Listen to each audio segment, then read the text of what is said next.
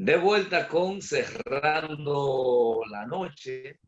Y esta noche vamos a tener una interesante conversación con una dirigente social, también parte de todo este movimiento ciudadano de Marcha Verde y otros, que ha hecho vida y militancia gremial en la Asociación de Profesores Dominicanos, y que ha sido y es una activista por las mejores reivindicaciones de esta sociedad, y que hasta el día de ayer era una de las personas que pretendía postularse a ocupar la Defensoría del Pueblo.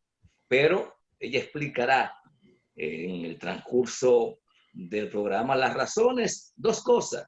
Primero, las motivaciones de por qué decidió ir, y segundo, por qué decidió retirarse, aunque fue un documento público, pero siempre hay algunos detalles que en las conversaciones se pueden lograr. Y vamos a darle la bienvenida, buenas noches, a María Teresa Cabrera. Buenas noches, María Teresa. Buenas noches. Muy buenas noches, un placer estar con ustedes. Así es. Giovanni, tú sabes que hace justamente cerca de 2 años que María Teresa estuvo con nosotros, y ha llovido mucho después de eso. Ya hasta Sí, tenemos cambio de gobierno, así es. que si el tiempo da, vamos a evaluar también el nuevo gobierno, María Teresa. Y de ¿Cómo no? entrada, como contaba en la introducción, primero conocer por qué María Teresa decidió dar el paso de postularse a la Defensoría del Pueblo. Para algunos será ya improcedente hablar de eso, pero para mí tiene mucha valía saber cuáles causales y cómo te identifica con esa figura constitucional. Sí, mira, gracias por la oportunidad. La idea de la Defensoría del Pueblo me la presentaron varios sectores, estudiantes en principio, y luego organizaciones de la sociedad civil con la que yo he coincidido en movimientos sociales de lo que han tenido lugar en la República Dominicana en las últimas décadas. Entonces, cuando me plantearon la idea, me pareció interesante porque dije, pero la verdad que esta función, viendo lo que la Constitución establece y lo que establece el marco legal para la Defensoría del Pueblo, me pareció interesante y me animé a participar porque la misión de ese órgano del Estado es algo que me habría permitido continuar haciendo desde un espacio constitucionalmente establecido lo que he hecho desde muy temprana edad, que es la lucha por los derechos de la persona, los derechos colectivos, los intereses del país. En ese sentido, me animé, dijo, pero yo tengo identidad con esto, lo disfrutaría. Y a mí siempre me gusta que las cosas por las que yo me inclino pueda disfrutarla haciéndola, pueda sentir el placer de hacerla. Por eso a mí me gusta la docencia, porque yo la disfruto. El tiempo se me va y ni cuenta me doy. Entonces, cuando me plantearon la idea, me pareció interesante y por eso nos animamos a presentar la propuesta, porque la Defensoría del Pueblo tiene 2 misiones fundamentales, y una es defender los derechos fundamentales de la persona, de la ciudadanía que se expresa en cada ciudadano y en cada ciudadana, y los derechos, los intereses colectivos y difusos que tienen que ver con todo lo que es el patrimonio cultural, el medio ambiente, los recursos naturales. Y eso se defiende frente a la administración pública y frente a cualquier actor privado preste un servicio de carácter público. Entonces, esa es la misión esencial. Yo siempre he tenido una actitud contestataria en el sentido de que procuro ver lo que falta, lo que a todos le corresponde y no llega. El tema del derecho a la educación, el tema del derecho al agua, el tema de los recursos naturales y medioambientales. Entonces yo dije, bueno, esto es me sentiría como un pez en el agua. Yo creo que tengo el carácter, tengo la determinación, tengo la firmeza, sin estridencia. Yo siempre he planteado con argumentos lo que creo y lo he podido defender frente a cualquier actor, no importa el poder que tenga. Entonces, por eso me animé. Y la otra función es velar por el buen funcionamiento de la administración pública, porque en la medida en que las instituciones públicas funcionan adecuadamente, hay una garantía del ejercicio de los derechos de las personas. Y por eso yo dije, bueno, me gusta y acepté. Pero en la medida en que el tiempo transcurre, nosotros pudimos tener información de absoluta confiabilidad de que esta elección está comprometida. Es lógico que el poder político, las fuerzas que tienen presencia en el Congreso, influyan en una decisión de esta naturaleza, por supuesto. Esta es una elección que está, digamos, determinada por el liderazgo político que tenga el poder suficiente para articular una mayoría calificada como la que se requiere para elegir al defensor o defensora del pueblo. Esa voluntad está comprometida con otra opción. Entonces, a mí me parecía un ejercicio inútil ir a inscribir esta propuesta sabiendo que hay un compromiso con otra opción. Y por eso tomamos la decisión de no inscribir la propuesta. Y obviamente tengo que aprovechar este espacio para reiterar el agradecimiento a todos los sectores tan amplios que levantaron su voz para indicar esta propuesta.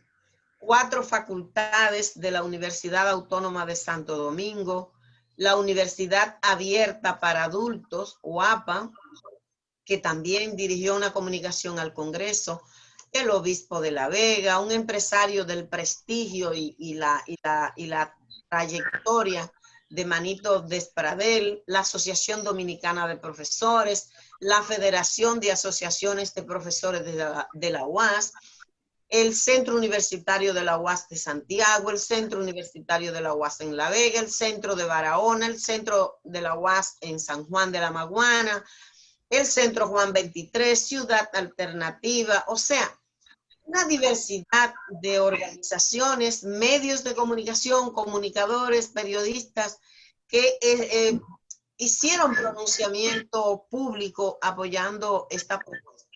A todos ellos les reitero mi gratitud y agradecimiento y les reitero también el compromiso de continuar con la trayectoria que les lleva a ellos a reconocer que yo tenía condiciones para desempeñar esa función. Así que desde el escenario en que siempre hemos estado, en los movimientos sociales, vamos a seguir velando y luchando porque los derechos de los dominicanos y las dominicanas puedan estar garantizados su ejercicio. Bueno, creo que ahí está la explicación, Junior, de el por qué declinar.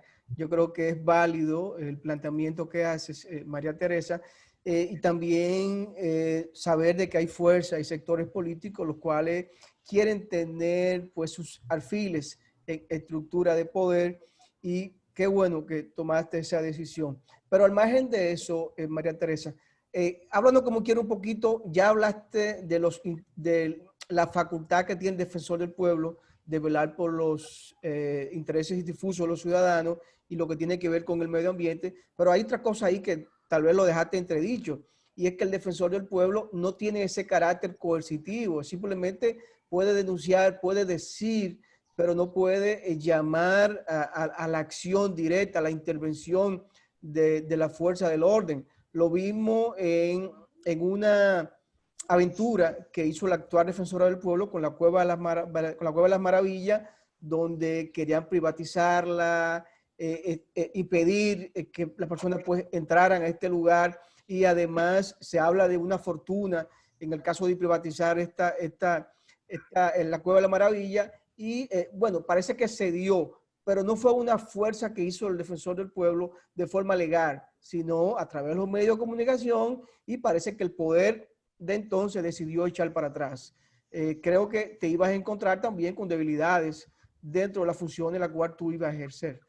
Mira, el defensor del pueblo tiene la facultad de actuar por solicitud de alguien que está afectado y también por iniciativa propia ante la violación del ejercicio de un derecho o un acto de discriminación que es aquí muy cotidiano. Es muy frecuente que una persona, por ejemplo, que vive con VIH sea discriminado en un centro de salud. Y eso es un tema que le compete a la Defensoría del Pueblo. Ciertamente, tú sabes que se dice que quien hizo la ley hizo la trampa. Entonces, yo creo que aquí se produjo una modificación que limitó, pero creo que es una de las tareas de darle como la más capacidad de actuación, aunque sí puede caer, el defensor del pueblo puede ir a una institución del Estado donde se está violentando un derecho, tiene procedimiento para la acción, y si no hay respuesta también tiene el mandato de los pasos que corresponden para poner en movimiento la acción pública. Lo que yo creo que también el defensor del pueblo, incluso la gente, no conoce mucho, porque las potencialidades de ese órgano no han sido puestas en escena a plenitud en la República. Pero hay experiencias como la de Colombia, por ejemplo, donde la figura de la Defensoría del Pueblo ha jugado roles estelares en distintos momentos de la realidad que ha vivido Colombia con todo el tema de la violencia y demás. Entonces, creo que puede ser y debe ser mejorada, pero el hecho de que este es un órgano que tiene absoluta autonomía, que no está sometido a ninguna autoridad, tiene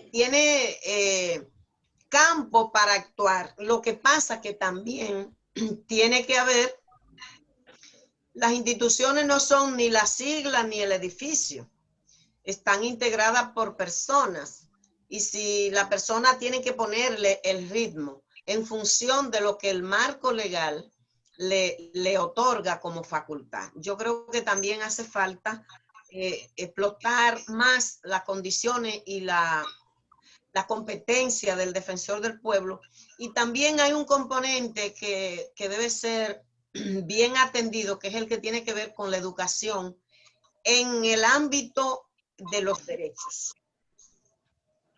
Bien. Yo quiero aprovechar la oportunidad, María Teresa, para felicitarte primero porque diste un paso al frente, pero sobre todo supiste dar un paso hacia atrás, ¿eh? Y lo hiciste con mucha gallardía y responsabilidad al decir entre líneas que no te ibas a poner de relajo, porque entre líneas lo que has dicho es eso. Y yo aquí quiero reiterar una crítica que he estado formulando a esta jugada a la democracia. La democracia no es un juego, hay democracia o no hay. Usted no puede poner, decía yo, en el caso de la elección de los integrantes de la Junta Central Electoral, a 306 dominicanos a perder el tiempo cuando de antemano se sabía quiénes iban a ser los agraciados. Igual va a ocurrir con la Cámara de Cuentas. Está ocurriendo con la Defensoría del Pueblo. Me parece que hay que hacerle un llamado a los legisladores para que sean más sinceros. Yo creo que es inaceptable la cantidad de horas, tiempo que invierte mucha gente y recursos para ir a hacer una exposición que no va a ser tomada en cuenta para nada, que es lo que ya hemos visto en tu caso y que con tanta responsabilidad lo dijiste, no soy relajo de nadie. Y eso está decidido. Yo me retiro. Y ojalá aquí se pueda revisar ese procedimiento. Claro, como planteado tú, los partidos políticos tienen que tomar partida, pero hay forma elegante de hacerla. Sí. Yo creo que es más factible que ellos digan, bueno, los 4 que tenemos representación importante, le proponemos a la sociedad que estos son los candidatos. Y no poner a gente como tú, a otra gente valiosa, a perder su tiempo. Lo propio del Consejo Nacional de la Magistratura. ¿Qué te parece si también habla un poco de estos procedimientos que al final no sirven para nada, María Teresa? Creo que tenemos que ganar cultura democrática en esto. Yo creo que, como dije ahorita, no se le puede pedir, es decir, si es en el Congreso que se toma una decisión, evidentemente que las fuerzas políticas con presencia allí van a tener una influencia, pero esa influencia debería estar mediada por unos criterios, una especie de reglamento, como cuando tú participas en un concurso, a ti te dicen, mira, el currículum tiene un valor de tantos puntos, la entrevista tiene un valor de tanto, y los criterios son esto, esto y aquello. El examen tiene un valor de tanto, o sea, que hayan como unos perfiles y un reglamento que si tú decides ir, tú sabes que te ajusta a esos reglamentos, pero también los líderes políticos que tienen la fuerza, que tienen el poder político, sujetan su decisión, siempre podrán influir en la decisión, pero en el marco de ese reglamento. Entonces yo creo que ahí falta que avancemos más, que podamos lograr cambios que tiendan a fortalecer, porque si yo no tengo la información, yo sigo. Claro. ¿Tú me entiendes? Entonces voy a hacer un ejercicio inútil y teniendo la información de absoluta confiabilidad, me parecía que era una irracionalidad persistir en eso. Lo correcto sería que nosotros como entrevistadores en este caso, te preguntáramos quién es, pero no te vamos a poner en esa. No, creo que tal vez no es ético, pero todo depende de ti. Eso está en tu responsabilidad como ciudadana, como aspirante que declinaste, no te vamos a obligar, así es que no te vamos a coartar esa decisión tuya de hablar. No, yo pienso que es una decisión, una información que a mí no me corresponde comunicar. Yo sí tengo la certeza, pero mi intención no es entrar en ese terreno porque creo que no me corresponde, pero sí tenía la responsabilidad de comunicar las razones por las que no iba a continuar con el proceso. Eso es así, eso es así. Junior, con tu permiso, vamos a irnos a una pausa. Conversamos con la profesora María Teresa Cabrera, dirigente social, presidenta de la ADP. Con ella seguiremos conversando sobre otros temas, como dice Junior, también evaluar un poco la actual gestión del presidente Luis Abinader y las ejecutorias en estos 90 días. Así que después de la pausa seguiremos con más.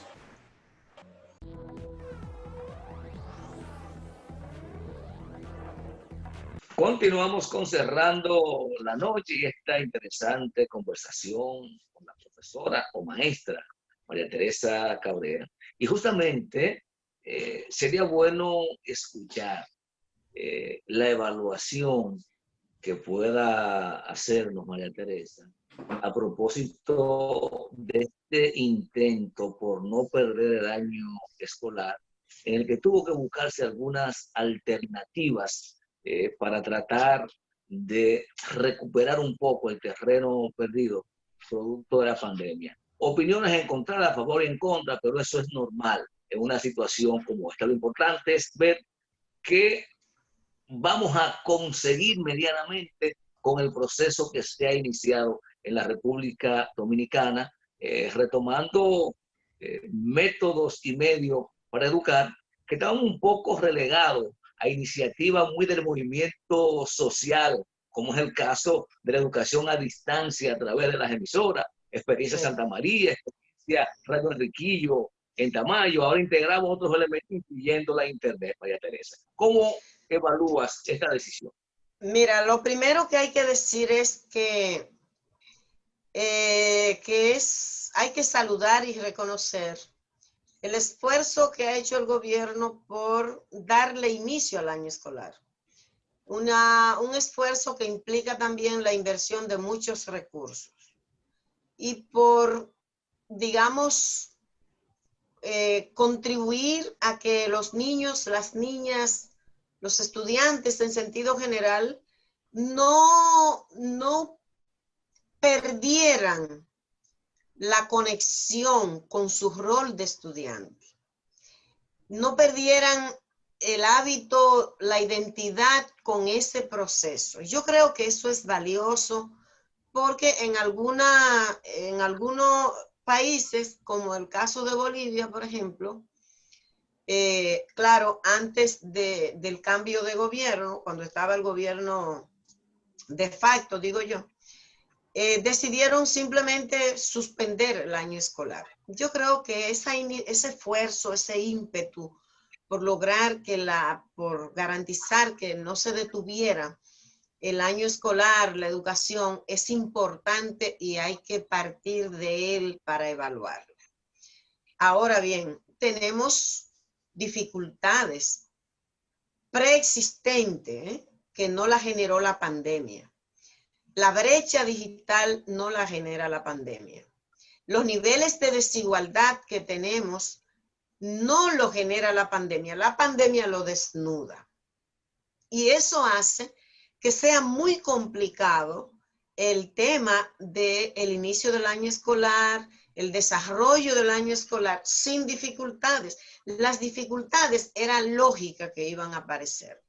Entonces tenemos diversas situaciones. Por un lado, la poca cobertura, el poco nivel de acceso a la conectividad es una limita.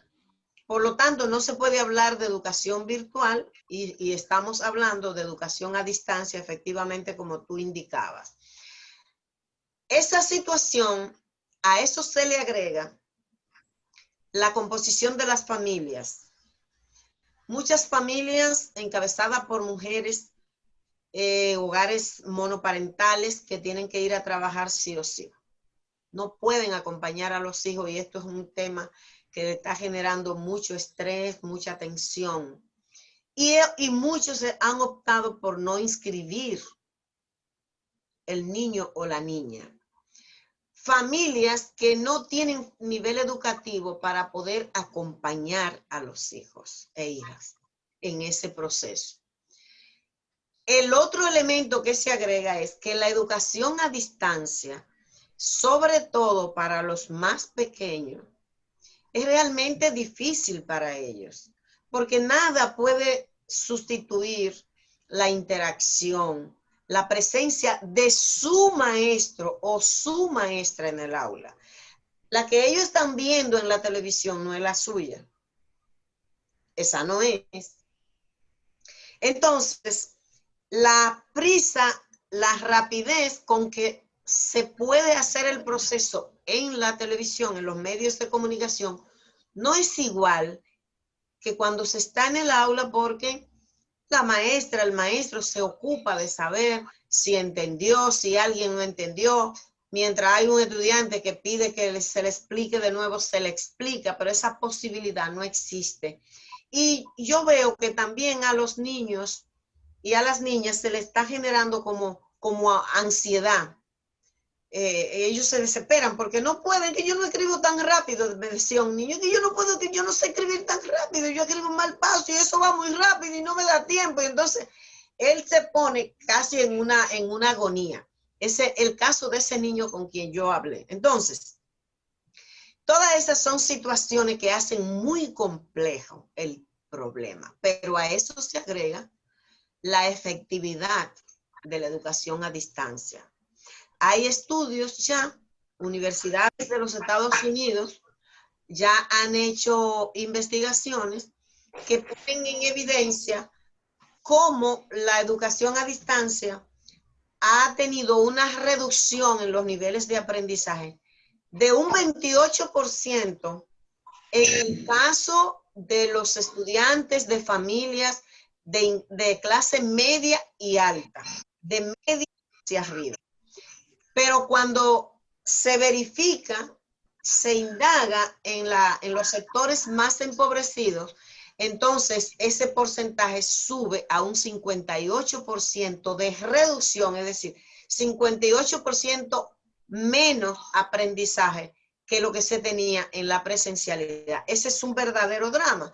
Y a eso se agrega porque, ¿de qué estamos hablando? Bueno, la deserción escolar que va a generarse. Los organismos internacionales dedicados al tema de la educación están indicando que está la amenaza de 43 millones de niños y niñas queden fuera del ejercicio del derecho a la educación. Entonces, todo esto, ¿en qué se traduce? En una profundización de los niveles de desigualdad que ya tenemos. De modo que es una situación bastante compleja. Quizás sea importante que en la experiencia nuestra podamos ir identificando las distintas realidades y la población que está afectada por cada una de esas realidades. Y tratar de ver en un esfuerzo bastante colectivo, porque yo creo que si algo convoca a todos y debe convocar a todos y a todas, margen de bandera, de colores y partidos y demás, es el tema de la educación. Entonces, para ver cómo se puede repensar y cómo se pueden agregar nuevos elementos allí donde las posibilidades, la realidad de los territorios lo permitan, para tratar de que el daño sea el menor posible. Bueno, está interesante lo que acaba de decir. Incluso yo soy testigo porque la niña mía lo hace online y tengo que estar permanentemente al lado de ella para poder ayudarle. Y me imagino cuál es la odisea de un niño que no tiene la ayuda del padre y que, gracias a Dios, tengo los conocimientos de internet, de ofimática, sé manejar bien una computadora. Pero también hay dificultades, María Teresa, en los niños que en una casa hay 2 y 3 estudiando. No tienen computadora ni tablet. En cursos diferentes. Tienen que prestársela. Claro. Ni tampoco tienen un televisor para cada hijo. Exacto. Tú tienes 3 niños. A mí me decía una madre, pero dígame qué hago yo. En mi casa hay un televisor y yo tengo 4 niños y cada niño está en un nivel, un grado distinto. Ese es un drama. Sí, sí. Ese es un drama.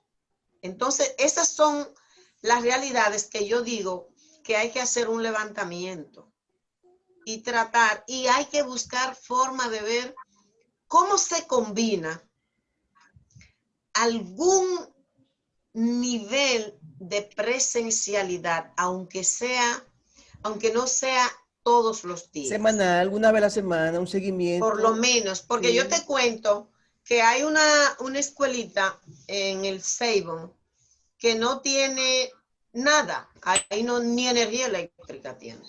Entonces, los profesores y la profesora decidieron con la familia dividir los grupos, sus cursos, en grupos de 5 niños y dedican 2 horas a hora y media, dependiendo la cantidad, a 5 niños, trabajan con esos 5 niños y niñas. Cuando esos 5 terminan, se van y entran 5 nuevos y así distribuyen el día a grupos de 5. Y ellos están trabajando así y eso le permite, como son 5, estar distantes, mantener y también poder controlar que el distanciamiento se preserve. Son como iniciativas que pueden verse, pero tiene que ser en el terreno y tiene que ser también con un nivel de integración de los territorios y de las comunidades. Yo creo que también se puede hacer un levantamiento de cuánta gente alrededor de un centro educativo está ahí, que puede dedicar 1 hora, que tiene formación, que es un estudiante universitario, puede sacrificar 1 hora para acompañar a niños que la familia no le puede ayudar porque no tiene nivel educativo para hacerlo. O sea, yo creo que hay que lanzar una ofensiva que combine diversas formas nuevas que se puedan agregar y también una ofensiva solidaria alrededor del tema de la educación. A mí me parece que si hay una actitud flexible por parte de las autoridades, todas esas sugerencias el próximo mes de enero deberán implementarse para sacar el mayor provecho a Exacto. este año escolar. Por Así otro lado, es. sé que antes de que concluyamos la entrevista, rápidamente nos gustaría saber tu evaluación de estos primeros 90 días de la nueva administración, ¿verdad? Tomando en cuenta que acabamos de salir de 16 años consecutivos de un partido de gobierno. Claro. Y esto dice mucho. Yo creo, mira, que al gobierno de Luis Abinader le correspondió asumir en unas condiciones tan tremendas como la generada por la pandemia, y me parece que en estos 3 meses que lleva, hay señales de cumplimiento de compromisos de campaña, como por ejemplo todo el tema que tiene que ver con el Ministerio Público, la designación de una procuraduría que no le debe obediencia política al presidente de la República y que por lo tanto puede actuar con la libertad que requiere esa función para negar la práctica que nos enseñó el anterior incumbente del Ministerio Público. Creo que eso es bueno. A mí me parece que haber cumplido con los cañeros es un tema de justicia también. Gente que no estaba pidiendo nada, que lo que estaba era reclamando un derecho, porque a esos trabajadores les descontaban, del mísero salario les descontaban para esa pensión, y sin embargo murieron muchísimo en esa lucha por conseguir eso. Creo que es un hecho positivo. Me parece que todo lo que está haciéndose en el sentido de procurar que la brecha de los negocios y la práctica de corrupción con el tema de compras y contrataciones desde el gobierno, me parece que eso también hay un esfuerzo positivo. Yo creo que lo que está haciendo doña Milagros Ortiz Bosch en la dirección de ética también hay un empuje, un empeño porque las cosas cambien en ese sentido. La inclusión de los ciudadanos y ciudadanas que estaban fuera, de que no tenían acceso a ningún tipo de seguro médico, que lo están afiliando al SENASA, yo creo que ese también es un hecho positivo. El presidente ha estado anunciando una cantidad de obras también importantes, requeridas, muchas que yo creo que van a impactar en esas comunidades. Yo diría que para mí el elemento de mayor preocupación o quizás desacuerdo es lo referente a la política exterior. Yo creo que no me parece adecuada la política exterior que se está poniendo de manifiesto, el tratamiento con las relaciones con China. Yo creo que un país democrático que se apega al principio de la autodeterminación tiene derecho a ser amigo de todos, a tener relaciones con todo y a procurar establecer relaciones comerciales con quien mejor le convenga. ¿Entiendes? Entonces, ese es un dato. Y el otro elemento de esa política que me preocupa fue el anuncio de que se está considerando la idea de trasladar la oficina de la embajada, seguirle los pasos a Trump, con la oficina de la embajada de Israel, moverla de Tel Aviv a Jerusalén. A mí me parece que eso es una cosa que no tiene como fundamento, porque, señor, el mundo entero está contra eso. Entonces, creo que por ahí van las cosas. Yo creo que hay más luces que sombra, pero en el tiempo que va, yo creo que hay elementos, indicadores de que hay una intención de cumplir con algunos compromisos y esperamos que eso se profundice. Bueno, Junior, agradecer a María Teresa por haber estado con nosotros. Gracias a ustedes. Así es. Reiterarte que las puertas de Cerrando la Noche están siempre abiertas para ti. A ustedes, gracias por habernos permitido llegar a sus hogares. Mañana nos reencontramos nuevamente en Cerrando la Noche.